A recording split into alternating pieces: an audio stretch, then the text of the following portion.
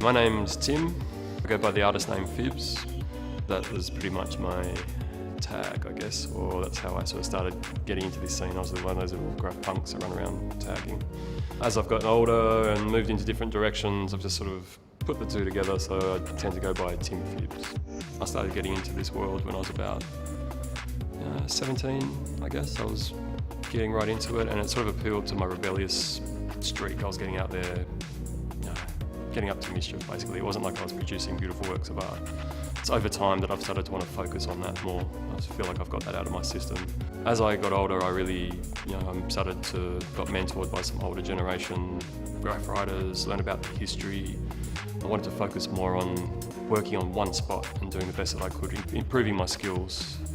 And with that came other opportunities and jobs. A lot of my stuff is nature-based.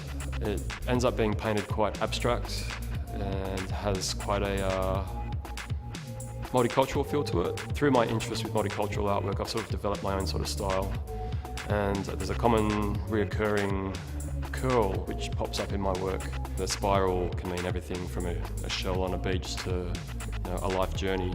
And it's one of these little symbols that reappears in my work again and again. I'm not one of these artists that has huge meaning in the work that I do. My work is more about intriguing people, and the nature being that we need to respect our flora and fauna. We're so busy trying to have careers, make money, build cities, that we tend to forget about all this beauty that we already have around us, and that it's such a vital part of this planet and who we are. And this world would be so bleak and miserable if we destroy that sort of aspect of our world. That they seem to be common reoccurring themes within my work.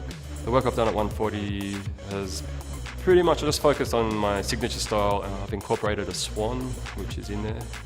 And I figured that would sort of be relevant to Perth, with the black swan being one of the animals on the emblem for Perth. But even though my swan is quite psychedelic and brightly coloured, and my work gets quite fragmented, it gets broken up. And one thing I really like about my work is I think because it is so abstract to a certain point, it invigorates people's imagination and they see other things within it. I think it's really important to do art for art's sake. Like, our cities is just, everybody's trying to sell and throw stuff in your face, and it's important to have art in public space, things that people can actually enjoy, and they get something from it that